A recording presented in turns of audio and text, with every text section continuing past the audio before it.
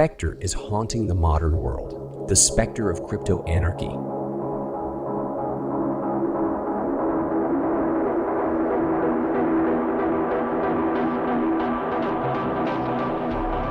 Computer technology is on the verge of providing the ability for individuals and groups to communicate and interact with each other in a totally anonymous manner. Two persons may exchange messages, conduct business, and negotiate electronic contracts without ever knowing the true name or legal identity of the other.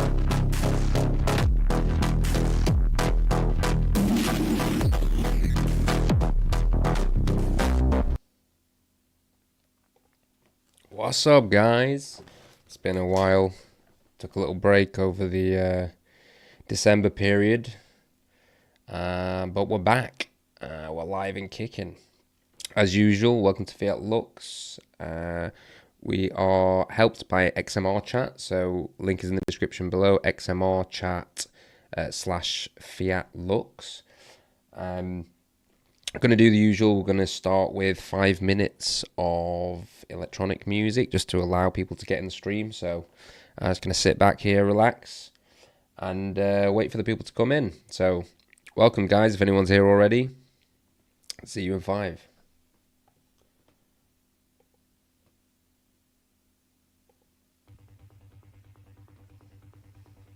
Shalom, Elaboons. We're just doing the 5 minutes, waiting for people to get in. So I'm just going to sit here, smoke a dart, get relaxed.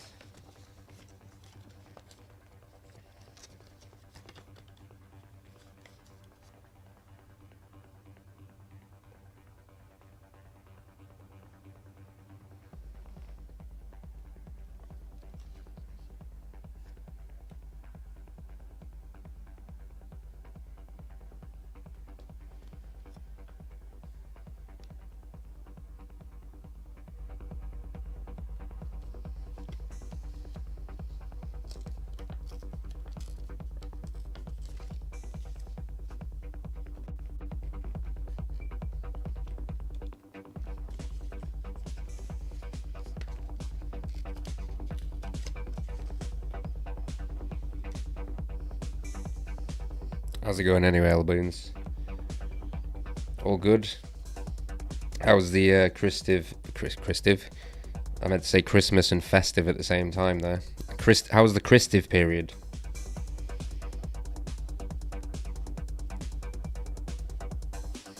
Oh,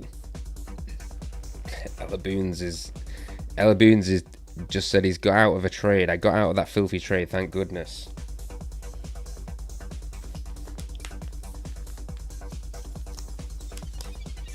Time to do push-ups and process life. Amen. Amen, brother. Absolutely. Clear your mind.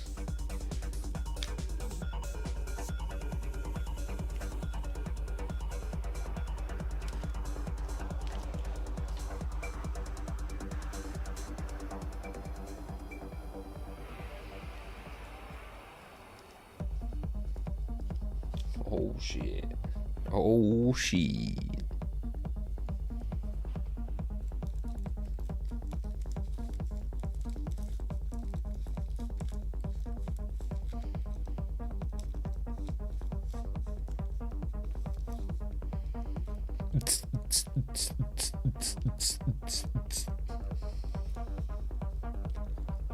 Das Techno, ja.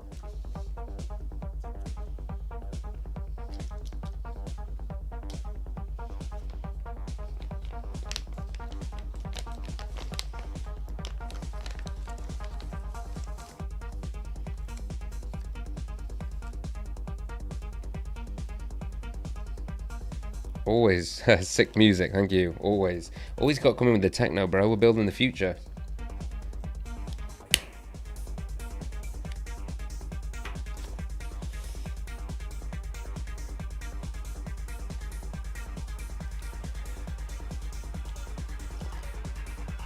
Maybe next stream we'll do like the new Kraftwerk. Well, I say new, it's a couple of years old now, but quite a few years old now, but Your Kraftwerk came back and remastered, did this thing called the Archive, I think, or no, the Catalog, sorry. The Catalog, that was it. And they remastered all the shit. Amazing.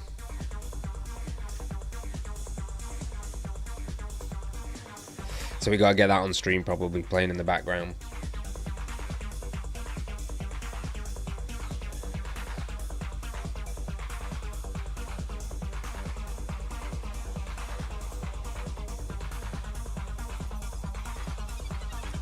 Albion says Christmas was chill and good. Definitely eating less. Age is a thing. Yeah. I mean,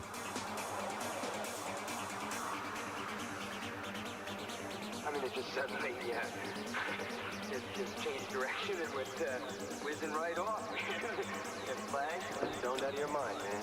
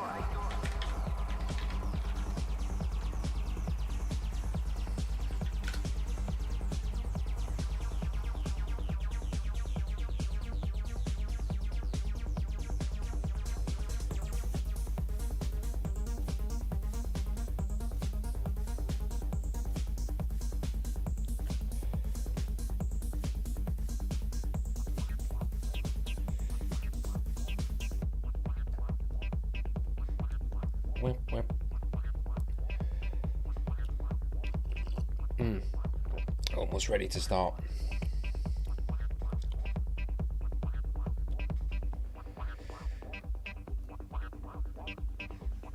Yes, we go to Berghain.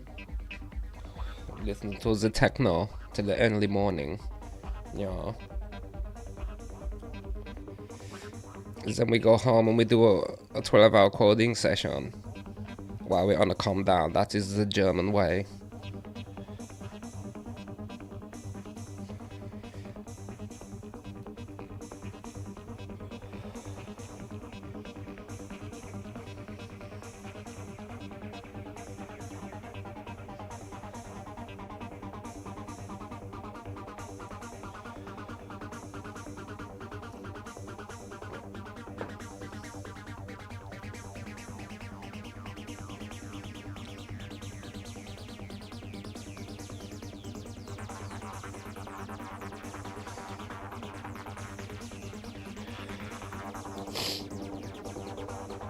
I think we're going to start with a little super quick market update. Not really what the channel's about, trading and pumping the bag, but definitely relevant. It's good to have an overall, vibe check on the industry.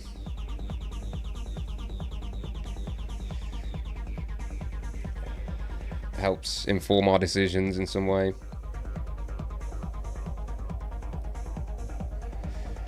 Yeah, Albion says, man, every time I touch ETH, I get bummed.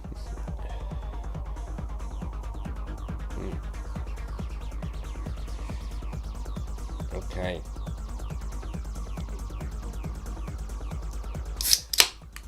Let's do it.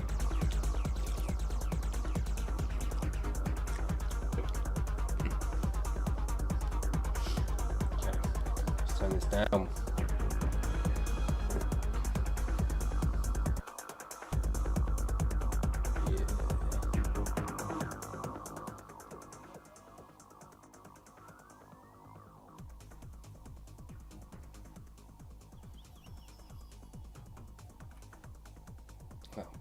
There we go.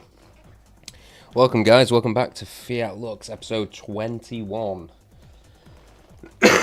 Excuse me. So, first off, we're going to take a look at the meerkats, the market. Bitcoin still holding this sort of 85k-ish support. Had a nice bit of a pump here. It's curling upwards. Is it going to blast off? Is it going to blast at the top, or are we going to get we're going to get wicked down again and go down for another go. We'll see. Everyone seems, I mean, it's been a couple of months of uncertainty. Definitely everyone's a little bit scared right now. Is it going to go down? Is it going to keep, you know, are we going down to 76k? So we've kind of been hovering. Same with ETH. So everyone's a bit confused at the moment, and you've got, you know, stories from both sides. You got was it Bitmine locking up $1 billion in Ether, staking that shit. You got all the Trump stuff, all the stuff coming out of the US. But then we got, you know, crackdowns on privacy. We got Tornado Cash. We got Samurai. But then we got bullish kind of ETH news. We had the Fusaka upgrade. Yeah, a lot of stuff going on, but it's all kind of unclear. Every day I'm seeing bullish news and then bearish news and then bullish news and then bearish news. So it's kind of a sign of the times. So let's see, XMR. XMR's been doing really well. We got here, not quite a new high, not quite a new ATH, but we're pushing up there, looking really good. Look at this curvature. Really nice, really nice. Nice structure there. Let's see, and then a little Zcash. Let's see what Zcash is doing, because it seems to be all the rage at the moment. So Zcash, oh, Zcash pumped from this level right here. Okay, Zcash is back up. Seems to be holding, hasn't completely dumped. Right, so what we're going to do, we're going to go into the first story here. Some of these might be a little bit old because we took a little break. I'm going to try to be a bit more consistent now we've come back in the new year, 2026. That's the, what do they call it? New Year's resolution. You've got to be more consistent with the streaming. So, first off,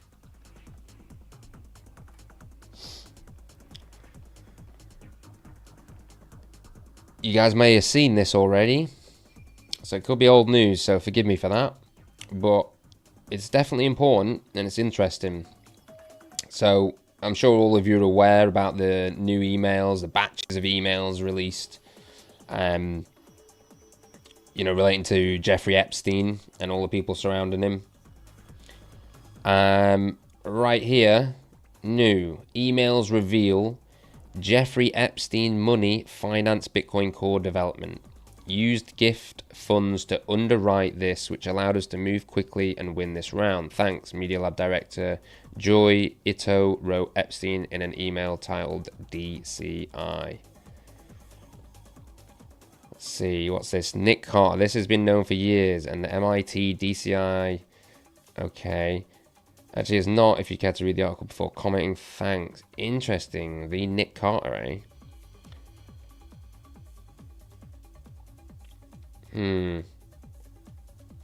Let's see. Yes, this was indeed known. BitMEX research says yes, this was indeed known. Joy made an apology post in 2019. It was still interesting to read these details in the newly released emails at the time. Challenging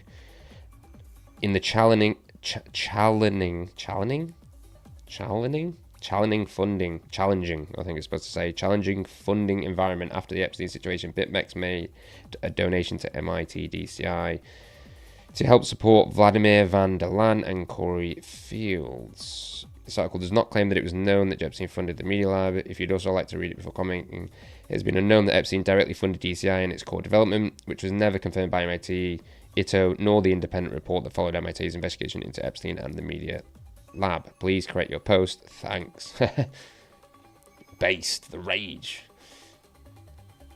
So let's see here. Let's have a little read through this. Emails reveal Jeffrey Epstein money finance Bitcoin core development. New emails from the Epstein estate released this week by the House Oversight Committee revealed that the financier and convicted sex offender Jeffrey Epstein assisted MIT Media Lab director Juichi Ito in the funding of MIT's digital currency initiative, and that at least some of the funding was directed towards Bitcoin Core development. While public reports have hinted that some of Epstein's funding may have been directed to the Media Lab's DCI, which at the time served as the main funding arm for the first digital currencies reference implementation Bitcoin Core, MIT's independent investigation of the scandal described mentions of Epstein in concurrence with the DCI as cursory, finding only a single instance in which Ito arranged for a meeting between Epstein and his Bitcoin students. The emails now shed new insights into Epstein's connections and influence in the early Bitcoin and cryptocurrency community. In September 2019, Ito handed in his resignation after the investigative journalist Ronan Farrow revealed that the prestigious research facility had received funding from Epstein. MIT had disclosed that the financier had donated a total of $850,000 to the institution, of which $525,000 were directed at the Media Lab. But Farrow claimed that the MIT Media Lab had received $7.5 million via Epstein, including an anonymous $5 million donation from Epstein associate Leon Black. The correspondence between Ito and Epstein now appears to confirm that Black did make donations through Epstein to Ito's Media Lab.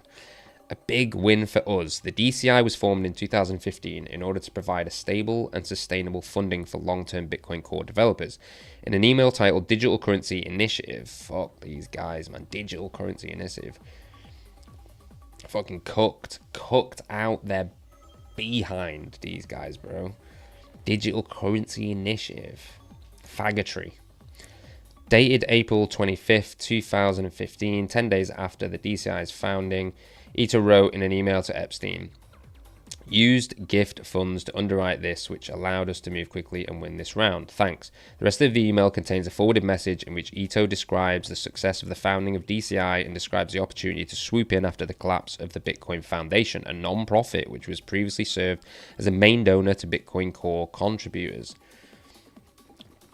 So, one thing I will say is it's not that much of a surprise given the takeover that has happened and did happen a long time ago in Bitcoin Core. And so the fact that Epstein was involved with these weird business guys that tried to come in and co-opt Bitcoin, or did come in and co-opt Bitcoin, not that surprising, although still very interesting. The way that Bitcoin is organized currently is that there are 5 core developers and around 100 contributors to the core code. The 5 core developers are like Linus Torvalds of Linux. They decide what charges are made to the core code. One of the 5 is the lead developer, Vladimir, and one is the chief scientist, Gavin. The message Ito forwarded to Epstein reads, likely referring to Mara van der Laan and Corey Fields. Gavin, Vladimir, and Corey, an important contributing developer, were being paid out of a non-profit organization called the Bitcoin Foundation. A few weeks ago, it blew up when one of the board members declared the foundation bankrupt. The forwarded message explained. Many organizations scrambled to step into the vacuum created by the foundation and take control of the developers. We moved quickly, talking to all of the various stakeholders, and the 3 developers decided to join the Media Lab. This is a big win for us. The usually rather feisty community has been overall very supportive, and I think it is because of our strong research focus and our neutral position. The initiative has strong support from faculty across campus, including crypto guru Ron Rivest and former chief economist of the IMF, International Monetary Fund, for those that don't know, Simon Johnson, as well as faculty at the Media Lab, Sandy Pentland and Andy Littman. Who is this chief economist of the IMF, bro? What? The Bitcoin revolution, crypto anarchy, cypherpunks, IMF? Really? Dude, it just gets worse and worse, man. These fucking cretins, bro. Just trying to worm their way into every fucking crevice, anything that's good. Fucking chief economist of the IMF. I mean, what happened the morning this guy woke up and was like, I want to get involved in Bitcoin, even though, you know, Bitcoin was designed to be against central banks and state control. I'm just going to join it. That's because the narrative changed. That's because all these business guys in. That's because Bitcoin's corrupted. So someone like this, I mean, I don't know this guy, you know. but based on the fact he was the chief economist of the IMF, it smells funny, right? Don't you guys think? It's like someone coming out of Davos and being like, oh, I'm going to go work on Bitcoin. Like, really? The WEF? The Bank of England? Or the Fed? You know? Who the fuck are these guys? Trying to fucking control everything. Gavin is clever, Epstein responded to Ito. I didn't know about this, Van der Laan tells The Rage, adding that DCI funding is not very transparent, definitely not back in the day, while highlighting that DCI funding comes with no strings attached whatsoever. Fields did not respond to a request for comment in time for publication. Prior to declaring bankruptcy, the Bitcoin Foundation saw mass resignations over the confirmation of former child actor and co-founder of the digital entertainment network, Brock Pierce, as its director. In the early 2000s, Pierce and his then co-founder Mark Collins Rector and Chad Shackley faced lawsuits by former underage employees who accused the three of rape, assault, and death threats. In 2000, then co-founder Mark Collins Rector was criminally indicted by a New Jersey federal grand jury on 5 counts of transporting minors across state lines for the purpose of sexual exploitation. Wow. While Pierce has been known as an associate of Epstein, the House Oversight Committee emails indicate that Epstein specifically discussed Bitcoin with Pierce in his Manhattan home as early as 2015. Epstein associate Leon Black confirmed as Media Lab donor. At the center of Ito's resignation from MIT Media Lab stood the private equity investor Leon Black, who was suspected of having made an anonymous $5 million donation to the institution. At the time, Black confirmed that he had donated to Epstein-affiliated charities in scope of his philanthropy, but did not comment on whether he was really behind the anonymous donation to MIT or whether the donations were made on behalf of Epstein. Emails released by the House Oversight Committee now reveal Black did in fact make donations to the Media Lab and suggest that Epstein arranged for Black's donations. Just to let you know, we were able to keep the Leon Black money, but the $25,000 from your foundation is getting bounced by MIT back to ASU, Ito wrote to Epstein in February 2019. No problem, trying to get more Black for you, Epstein responded. Leon Black is the former CEO of Apollo Capital, an Epstein associate who stepped back from his position following allegations that the private equity investor paid Epstein $158 million for financial advice. At Apollo, Black was succeeded by former SEC Chairman Jay Clayton, who currently serves as the United States Attorney of the Southern District of New York, which has become infamous within the digital currency space over its prosecutions of the privacy projects Samurai Wallet and Tornado Cash. In 2017, MIT clarified its policy to limit anonymous donations to manage reputational risk. Let's assume that eventually everything becomes public, one way or another, MIT Senior Vice President and Corporations Secretary Greg Morgan wrote in response to Ito asking whether the institution would accept anonymous donations from Epstein. The gift is not so large that receiving MIT unit is dependent on this donor, i.e. the amount is too much. If a reasonable person might question whether MIT or specific recipient can still exercise judgment independent from the donor. What does that mean in dollar amounts? As Israel Ruiz says, we determined the number to be below 5 million a year, and we would be much more comfortable with anonymous and no publicity at 1 or 2 million levels. The MIT Media Lab and Digital Currency Initiative do not respond to requests for comment in time for publication. Independent journalism does not finance itself, blah, blah, blah. Make a donation, help us out. And here's some of the emails here. So here's the receipts.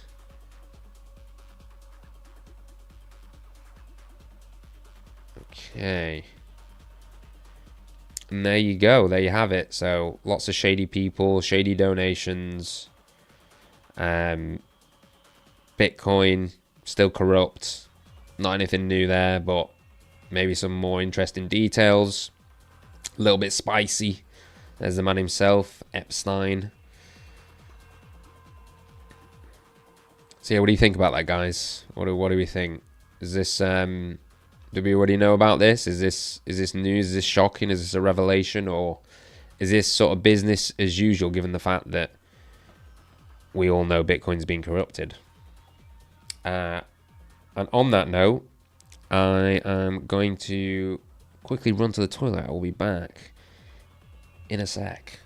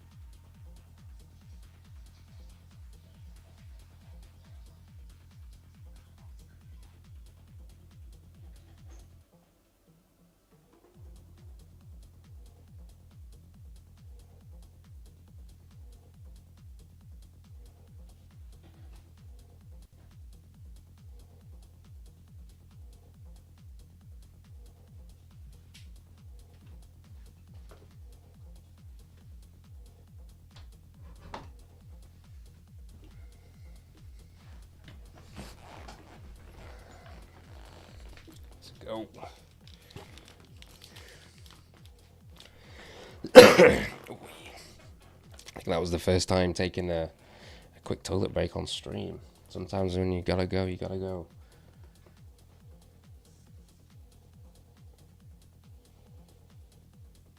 Okay, next up, we're gonna read this post by DarkFi. I'll give you a quick update on what's going on. As you guys know, we love DarkFi here at Fiat Lux. And it'll be obvious why once we read this. We also have another article from Cryptolia talking about DarkFi 2.0, as they're calling it.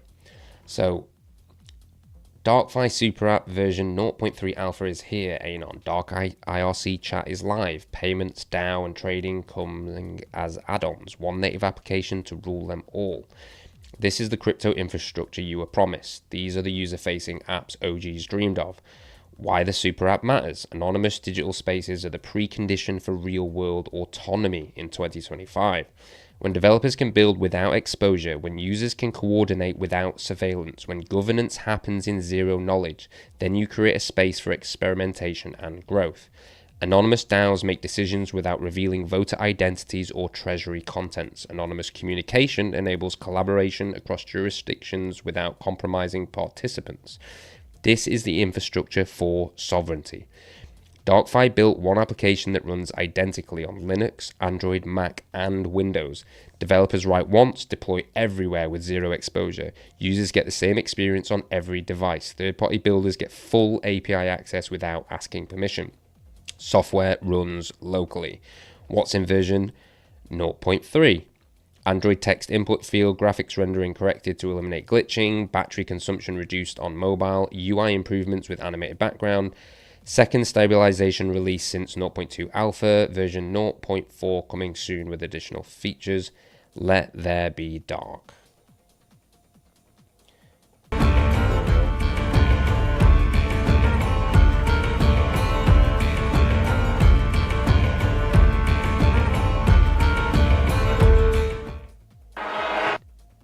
Lovely. Here we go.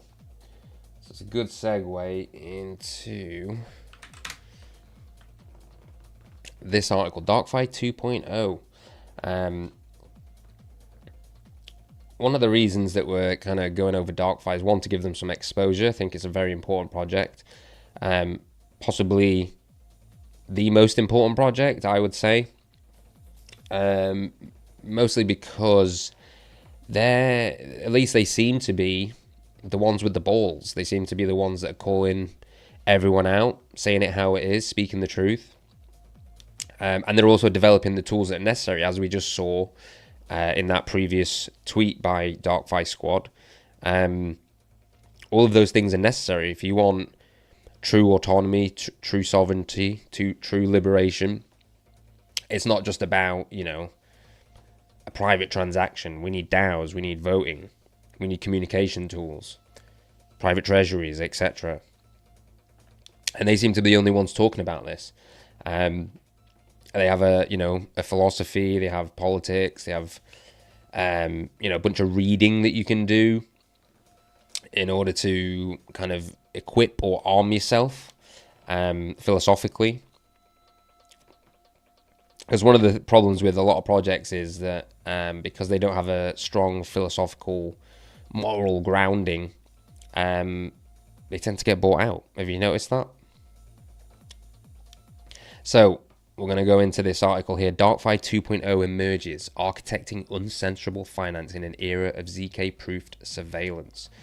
The year 2026 dawns upon a crypto landscape irrevocably shaped by the privacy wars of 2024 and 2025. What was once an abstract philosophical debate has crystallized into a stark reality, the weaponization of on-chain transparency for pervasive surveillance. Yet, from the shadows, a new paradigm has emerged, fortified by the very cryptographic primitives once seen as a double-edged sword. This is the era of DarkFi 2.0, the inevitable architecture for uncensorable finance in a world grappling with zero-knowledge-proofed surveillance. The paradox of ZK, surveillance's double-edged sword. For years, zero-knowledge proofs, ZKPs, were heralded as the holy grail of privacy, promising a future where one could prove a statement's truth without revealing any underlying information. And indeed, they delivered. By late 2024 and throughout 2025, ZKPs became ubiquitous, integrated into everything from blockchain scaling solutions to enterprise data verification. However, this same technological marvel designed to shield data was simultaneously co-opted by state and corporate actors. ZK-proofed surveillance became an unsettling reality. Systems could verify compliance, proof of age without revealing birth date, proof of legitimate funds without revealing source, without ever exposing sensitive details. This presented a seemingly benign privacy-preserving compliance mechanism, but in essence, it enabled a new, more insidious form of oversight: opaque yet verifiable control over digital identities and financial flows. The regulatory hammer, anticipated for years, finally fell with undeniable force in 2025. International bodies like the Financial Action Task Force, FATF, we have covered this on previous episodes, extended their infamous travel rule to explicitly target privacy coins, impacting a staggering 57% of global transactions. The European Union's markets in crypto assets MiCA framework mandated enhanced disclosure requirements, leading to a 22% reduction in European exchanges offering privacy-focused assets. Jurisdictions globally, from the US, FinCEN proposing comprehensive record keeping for private coin transactions exceeding $500, to Japan and South Korea implementing institutional bans, saw a surge in regulatory actions, a 34% increase in 2024 alone. Exchanges facing immense pressure delisted privacy coins en masse, with 73 platforms globally removing such assets by 2025, up from 51 in 2023. The promise of regulated privacy became a euphemism for constrained transparency, eroding the very principles of financial sovereignty that crypto was meant to embody. This turbulent period underscored an undeniable truth. True financial freedom demanded not just privacy, but anonymity, unlinkability, unidentifiability, and uncensorability at every layer.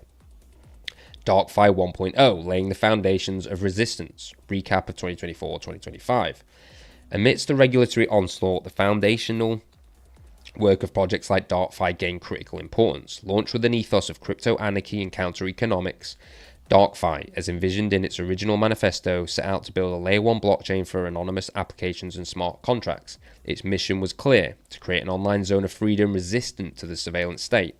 By early 2025, DarkFi had made significant strides. It offered a programmable environment for zero-knowledge smart contracts, enabling developers to build applications with privacy as a first-class primitive, rather than an afterthought.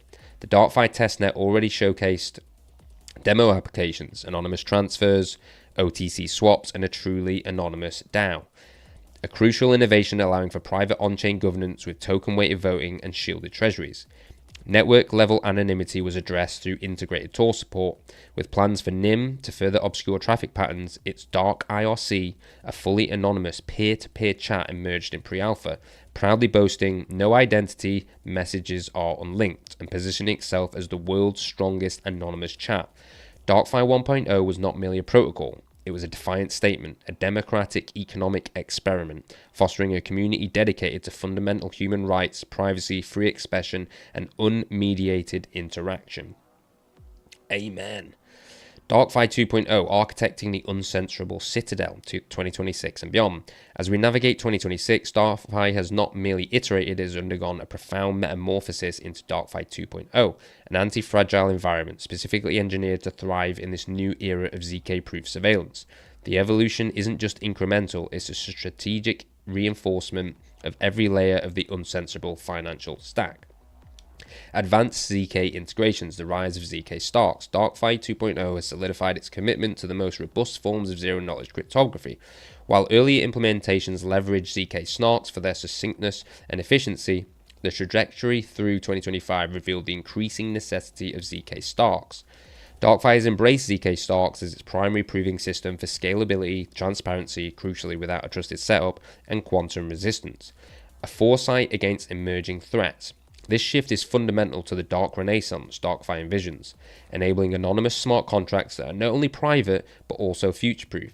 The DarkFi ZK VM A general-purpose ZK Snark virtual machine and its accompanying ZKS compiler have been optimized for Stark compatibility, empowering developers to quickly prototype and debug sophisticated ZK contracts.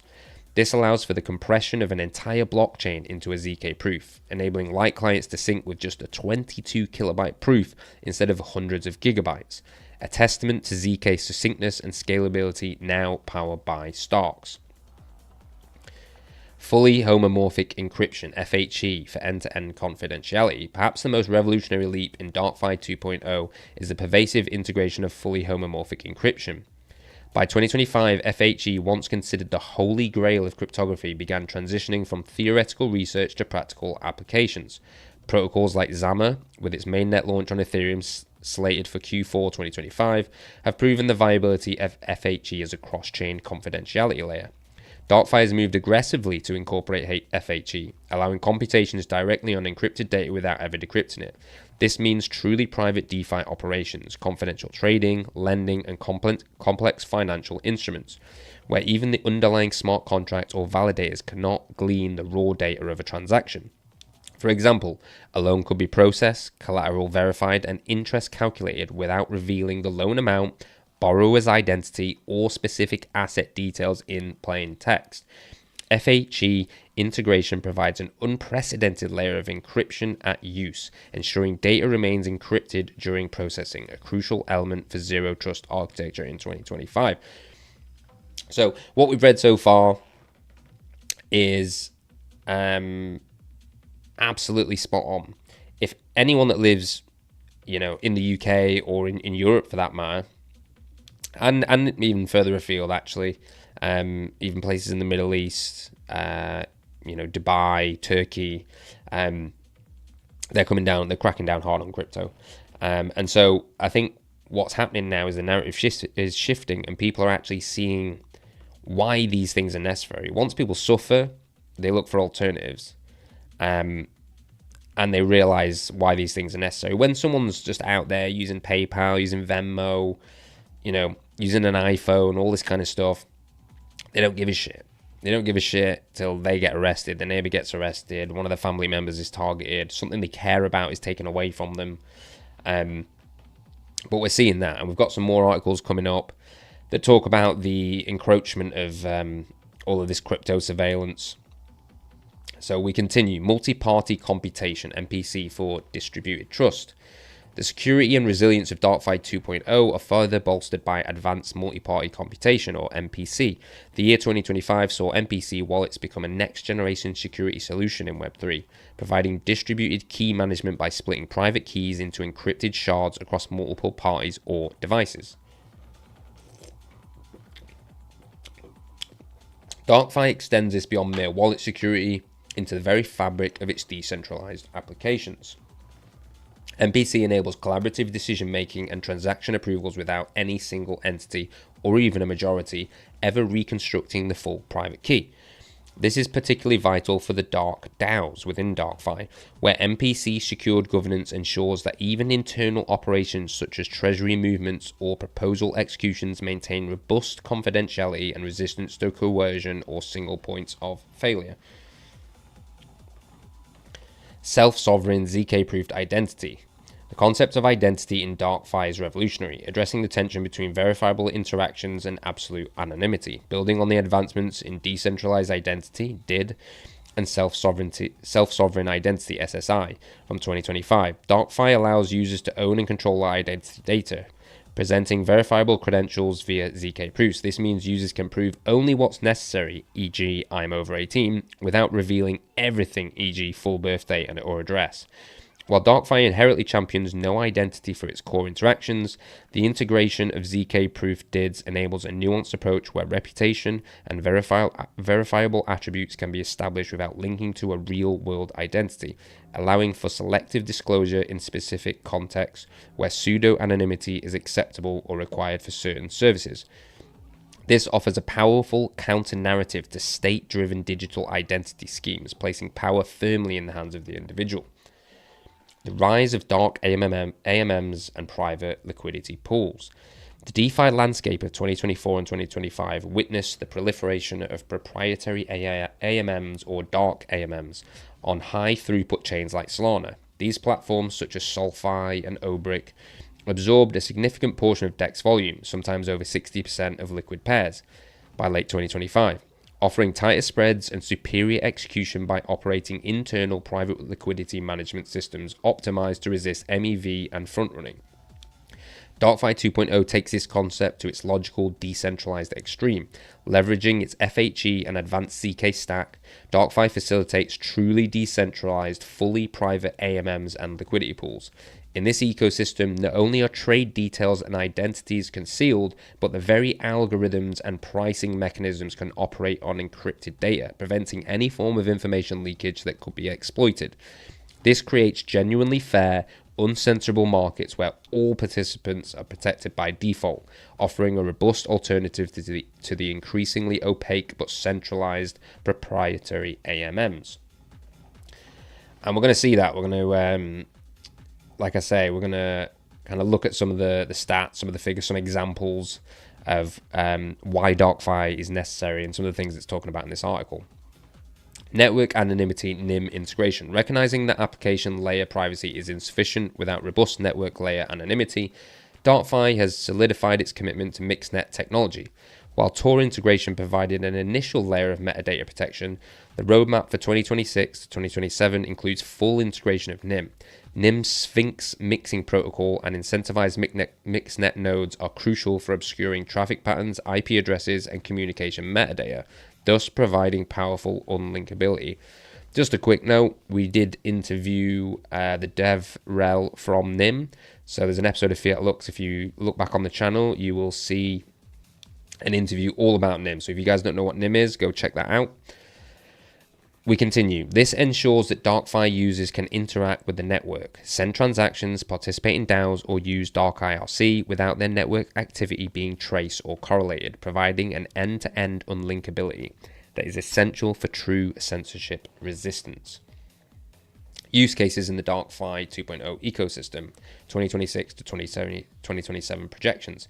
The technical architecture of DarkFi unlocks a new universe of applications, protecting a decentralized financial future that is truly sovereign and resistant to any form of external pressure.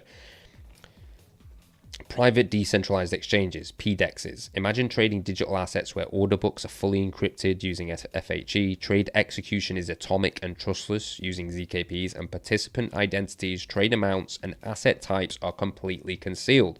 This eliminates front-running, MEV, and censorship at the protocol level. Anonymous lending and borrowing. DarkFi enables peer-to-peer and pooled capital markets where lenders and borrowers can interact with full confidentiality. Loan terms, collateral amounts, and borrower identities are shielded by ZKPs and FHE, creating a truly free credit market beyond the reach of traditional financial oversight. Censorship-resistant stablecoins. While centralized stablecoins face increasing regulatory scrutiny and potential blacklisting, DarkFi 2.0 provides the infrastructure for private stablecoin transactions and issuance. These dark stablecoins flow freely within the ecosystem, offering a reliable store of value and medium of exchange without external interference. Self-governed dark DAOs. Building on the early prototypes of 2025, DarkFi 2.0's anonymous DAOs are the ultimate expression of decentralized governance. Proposals, voting mechanisms, and treasury management are all conducted with ZK proofs and MPC, allowing communities to organize, fund, and execute initiatives without revealing participant identities or strategic objectives. This provides a sanctuary for movements, artists, and innovators seeking to operate outside the mega machine of surveillance capitalism. Encrypted communication and data markets. Dark IRC, now an advanced NIM integrated P2P communication platform, is the backbone for private data sharing. This evolves into fully anonymous data markets, whistleblowing platforms, and uncensorable content creation ecosystems where information flows freely and securely, unburdened by censorship or identity-based targeting. The regulatory tightrope and DarkFi's resilience. The regulatory environment of 2025 was undoubtedly challenging for privacy-focused projects. The fragmented but advancing global regulatory landscape saw a push for harmonization of international standards by the G20 and stricter AML rules from the FATF and MiCA. However, This only served to highlight the fundamental ideological schism in crypto. DarkFi exists precisely because of this increasing pressure. Its design philosophy is one of inherent resistance, an anti-fragile system that gains strength from attempts to disrupt it. The dark zones that FBI Director James Comey warned about in 2013, which he called the going dark problem, are precisely what DarkFi has embraced as zones of freedom. By making privacy and anonymity default, not optional, DarkFi renders external surveillance mechanisms impotent, creating an economic space that is impenetrable to law enforcement and state control. The movement recognizes that true self-defense in the digital age requires robust cryptographic tools that cannot be circumvented by policy or brute force. The vision for 2027, a new economic paradigm. Looking ahead to 2027, DarkFi is not just a platform, it's the catalyst for a dark renaissance, a complete reimagining of economic and social interaction. It represents the full actualization of crypto's promise, a global, permissionless, anonymous economic network that empowers individuals and communities to transact, organize, and innovate without fear of surveillance, censorship, or control. The prediction made by DarkFi's proponents that crypto will split into two, RegFi will be unusable and bolted down, it will be toothless, the other side will be the underground DarkFi, it will have bite, is rapidly becoming manifest. As RegFi becomes increasingly integrated with the traditional financial system, shackled by compliance and KYC, DarkFi will offer the only true sovereign alternative. This bifurcation is not a bug, it is a feature, a necessary evolutionary step for digital finance to fulfill its radical potential. Conclusion. The future is uncensorable. In 2026, the question is no longer if privacy-preserving finance will exist, but how it will resist the ever-encroaching gaze of ZK-proof surveillance. DarkFi 2.0 provides the definitive answer. Through its masterful integration of advanced ZK Starks, FHE, MPC, ZK-proof DIDs, and robust network anonymity, it constructs an unyielding citadel of uncensorable finance. It is a testament to the unstoppable force of cryptographic innovation and the enduring human desire for freedom. The darkness is here, not as an absence, but as a shield, safeguarding the birth of a truly sovereign digital economy. The future unequivocally is uncensorable. So there's a great little article there, kind of a great summary and update. Not Fox says, easy boys, Monero is the future. Ooh, yeah, don't we know it? You just missed, we just did a bit of a market update right at the start of the episode, and now we're just kind of doing an update on DarkFi and talking about the philosophy and why it's necessary. Just found a cool little article here that gives a great little breakdown. So what we're going to do now is, we're 49 minutes actually. We're going to take a little advert break we're going to show an ad from our partners. You guys know Luna DAO. So I'm going to sit back and relax for 10 seconds while we play this. Unchecked governments have eradicated privacy and truth. Those who resist are brought down swiftly, but we refuse to submit. Lunapunks are freedom fighters, protected by encrypted shadows. The future we're building is sovereign and uncensorable. The moonlit night is coming.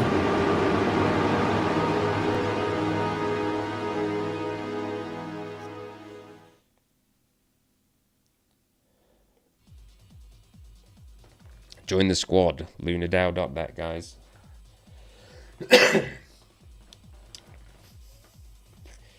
Right, next up. So, see what this article was talking about here? Check this out, right? Let's see. So what I'm going to do is, I found a link here on KuCoin.com. You guys know KuCoin, pretty popular exchange. I'm going to go to this link, and what it is it's literally just a list. It's a little article of the top decentralized exchanges in 2025. Let's see what happens, right? It's just information. It's not a DEX. It's just a blog article. Shitty little article from KuCoin, right? Top 10. You know the one. See what happens here. Here it is. Oh! Wow. Look at this, guys. Look. Important notice. We've detected that your IP address or KYC region is from a restricted area. Unfortunately, due to local laws and regulations, we are unable to provide the services on this page. We apologize for any inconvenience. The services on this page, it's a fucking blog, guys. This is the level it's getting to. If you've not accepted the DarkFi narrative by now, right? If you've not woken up to the reality of what's happening, you're a fucking retard, right? I mean, they're literally blocking. You saw it pop up for a second. Allow me to access it for a second. We're using ClearNet here just to, you know, show that this is what happens when you don't, when you don't anonymize yourself, when you don't use Tor, you don't use NIM, you don't use a VPN, you don't use any kind of mixed net. When you just raw dogging the internet, this is the kind of shit you're met with. So, the internet isn't even the internet anymore. What's the point? You seen this, guys? You seen this, Ella Boons? Literally an article about just the top 10 decentralized exchanges. I'm not even trying to trade. I'm not making a transaction. It's a fucking blog post. And these guys don't want me to see it. That's how scared they are. That just proves that they're scared. When they start blocking information like that. And then check this next one out, right? This is another point here. The latest and greatest, right? This is a new DEX called Lighter. You guys might have heard of it. Lighther. Like the lighter that you light a cigarette with, lighter. Check this out. Let's go and trade some ETH on Lighter. Oh, here it is again. You're accessing Lighter from a restricted jurisdiction. Only withdrawals are available. See that, guys? And this is something that's been spoken about, inside the sort of dark fi, side of crypto. All these DEXs are fake news, right? All the front ends are all hosted on fucking AWS. And look what happens, right? They're not decentralized at all. They're not uncensorable. It's not permissionless. I have to ask permission. I'm not allowed to access this DEX, right? Because the front end is probably hosted on AWS. Easy to find them. It's not decentralized. It's not peer-to-peer. It's not anonymous. And so they can do this shit. Because the devs get scared. They comply. Why? Because they're exposed. So, I'm sure if I went to any other DEX, I bet Uniswap has it now. I bet all the big DEXs, SushiSwap, whatever the fuck it is on Solana these days. Orca, if that's still a thing. Orca Finance, that was one back in the day. It's bullshit, man. It's bullshit. So people need to wake up to this, right?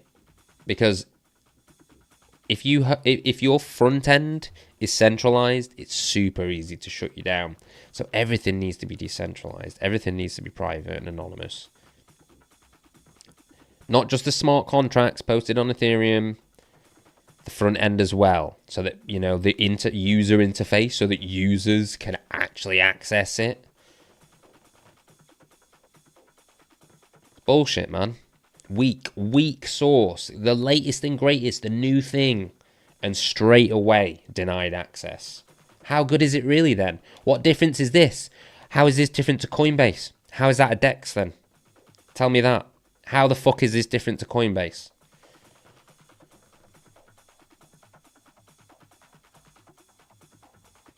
Okay, so after that little rant, we're gonna go to, let's have a look. We're gonna keep this theme going. We need this thing going. Show some more articles here. So here is a sort of end of year transparency report from Coinbase.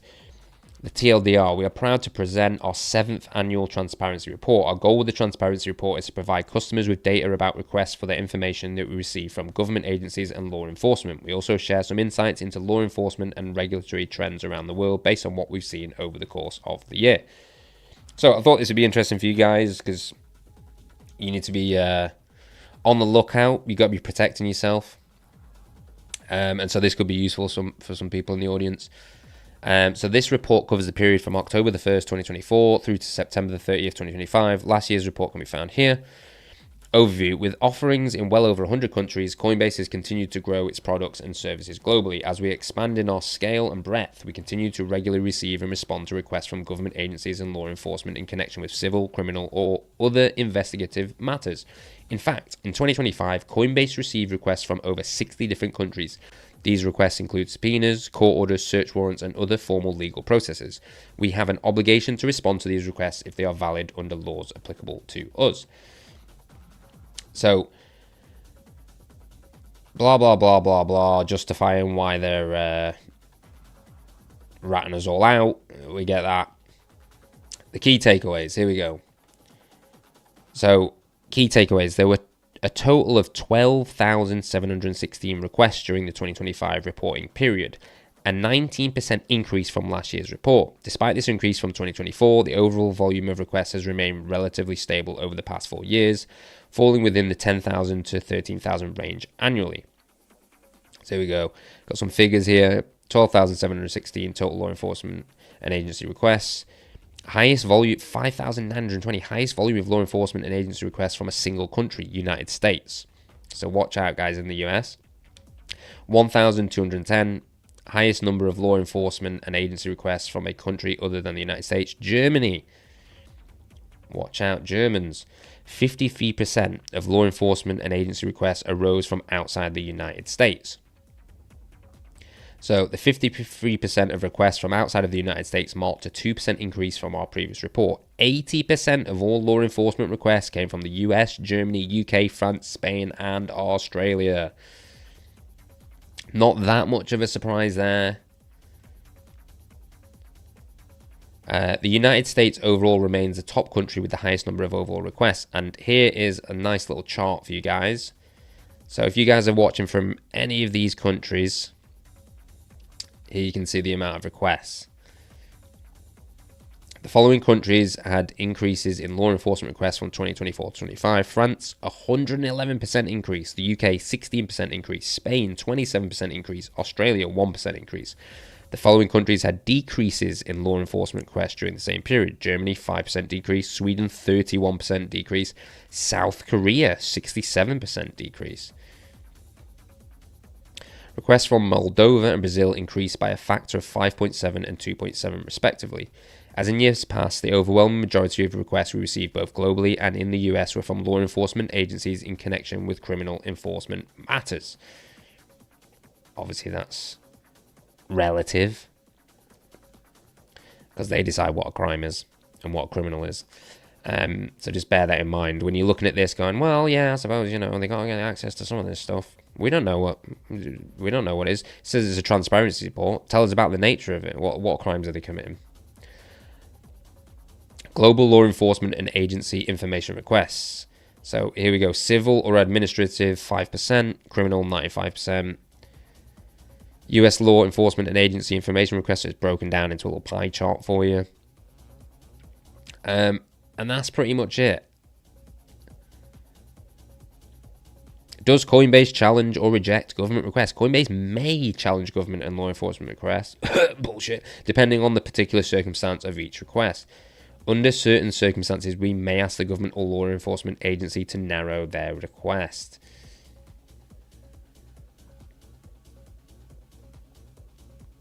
Yeah. So, next article, we're gonna go to, let's see, we've got a breakdown. Let me get this. So we've got, you remember talking about this from episodes past, about the SEC and the Privacy Roundtable.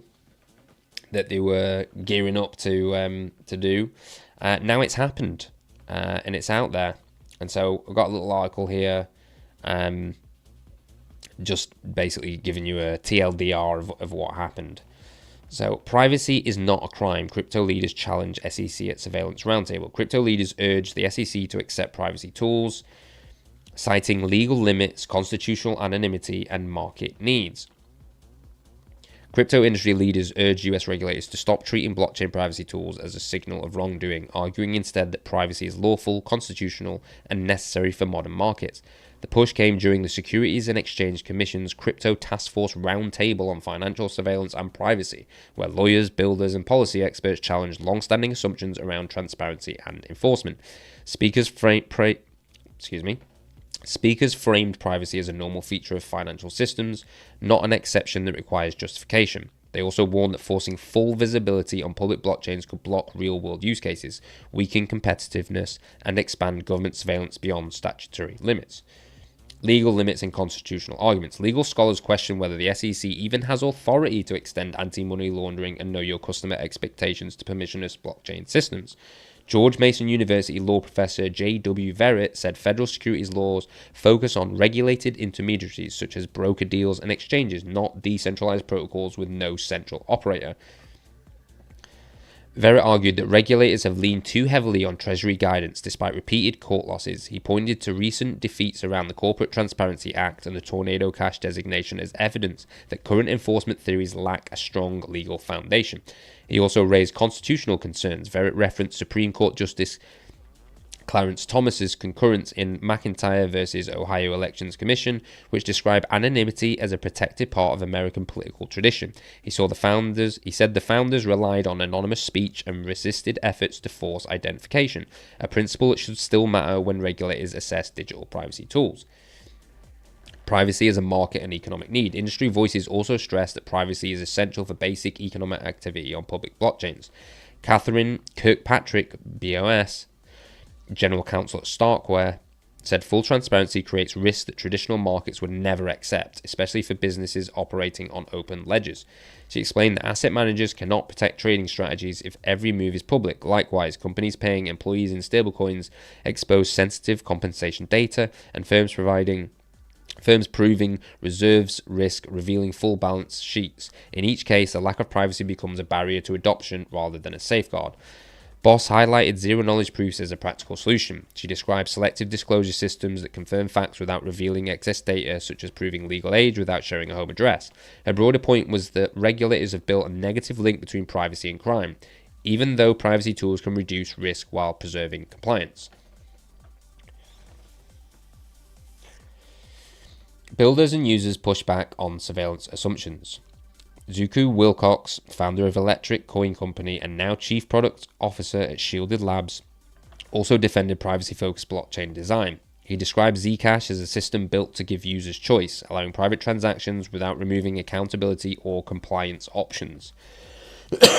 Former CFTC Commissioner and current Blockchain Association CEO Summer Mersinger warned against expanding government control as a default response. Drawing from her regulatory experience, she said agencies often look to other agencies for solutions, even when innovation in the private sector works better. Mersinger pointed to digital identity as an example. She said systems that let users decide what information to share are far more effective than blanket data collection. According to speakers, the core issue is no longer whether privacy tools exist, but whether regulators will allow them to develop without assuming criminal intent. Together, the arguments frame privacy as a legal right, an economic requirement, and a design choice rooted in American tradition. The debate now centers on whether regulators will adapt to that reality or to continue to treat privacy itself as a red flag. Okay, not much to do there. It'd be nice to kind of watch the video.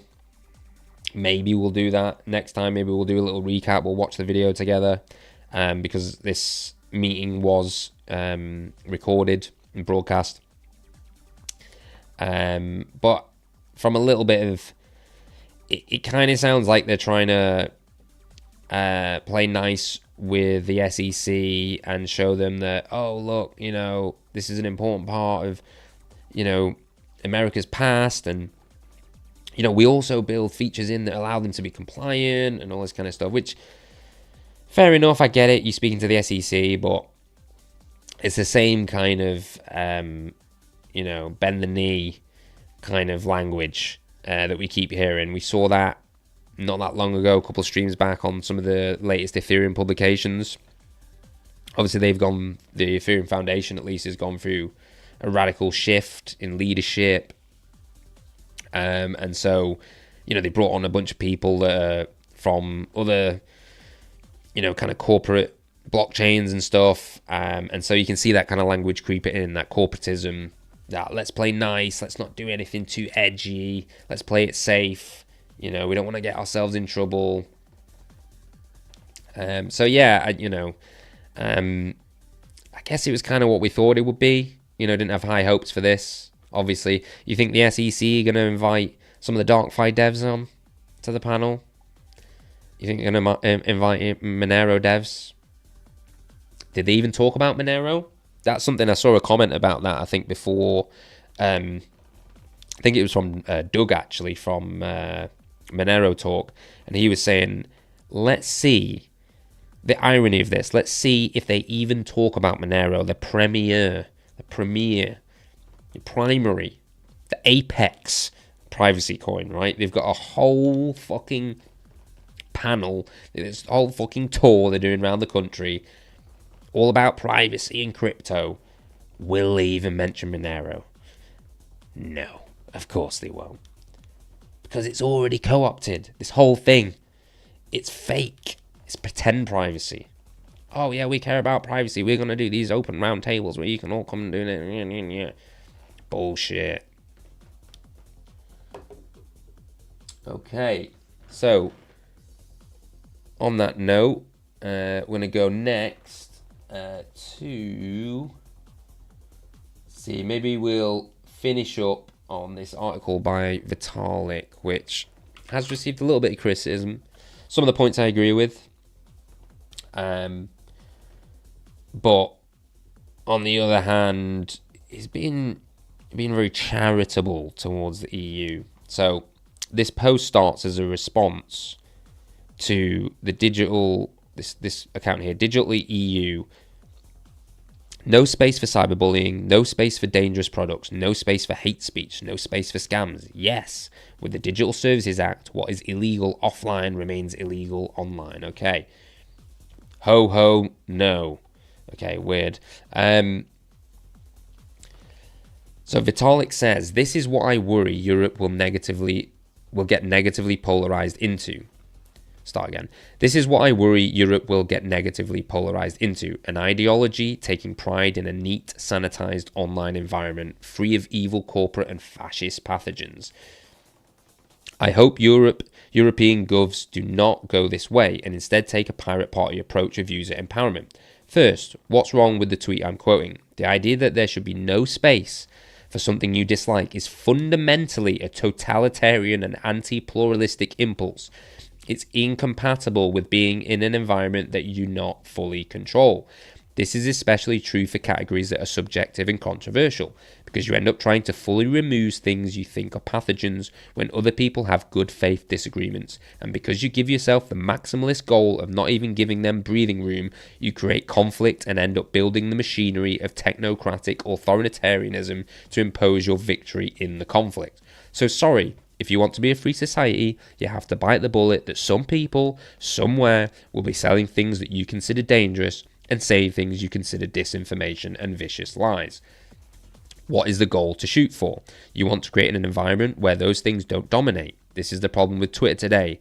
Not that it's a safe space where 1,000 people talk to each other in a corner about how heritage, Americans are the master race and Putin is good or whatever, but that the crap gets shoved in our face on a mass scale and the algorithms actively favour it. The right metaphor is not castles and walls, but biological. Think why European forests don't have tropical lizards.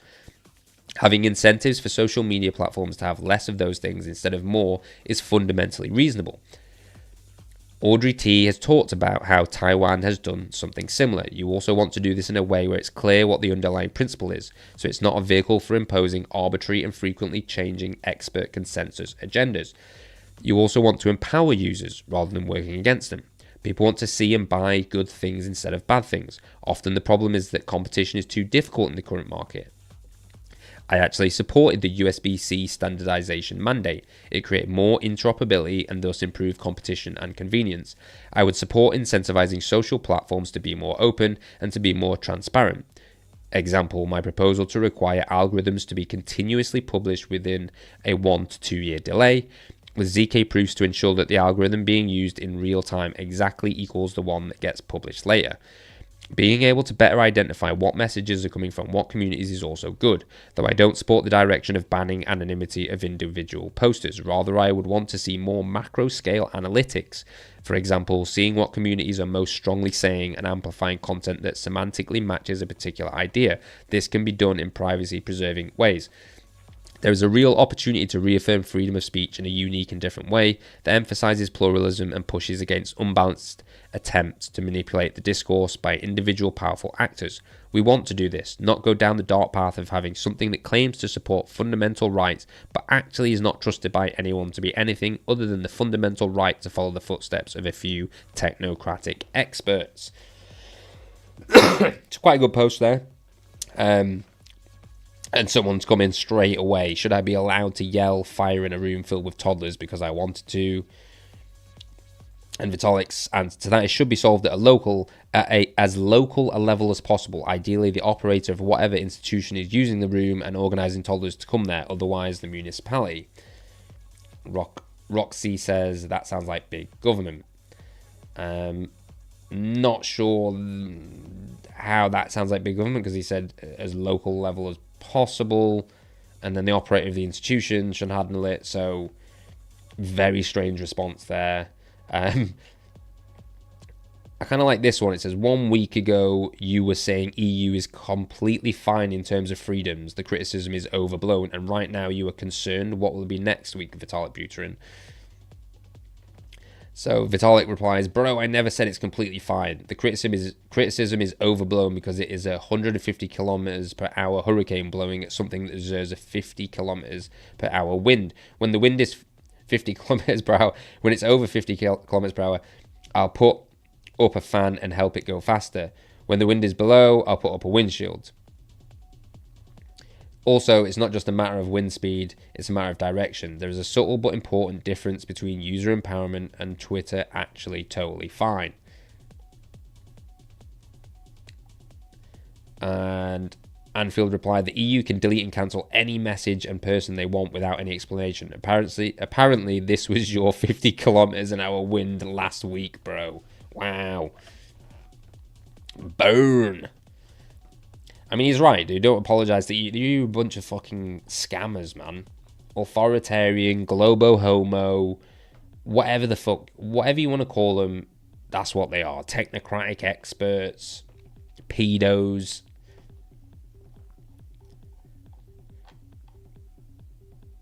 Right.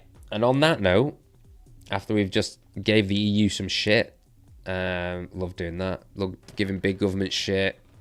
Corrupt institutions, corrupt politicians. It's our favourite thing to do here. Makes us feel a little bit freer, you know. Get some of that off your chest, you know. Express yourself, guys. Don't be scared. These guys can go fuck themselves, EU, if you're listening. Anyone from the EU, anyone that likes the EU, go fuck yourself. And that's it. On that positive note, on that liberating note, we will see you guys in the next episode. Peace. Unchecked governments have eradicated privacy and truth. Those who resist are brought down swiftly, but we refuse to submit. Unipunks are freedom fighters, protected by encrypted shadows. The future we're building is sovereign and uncensorable. The moonlit night is coming.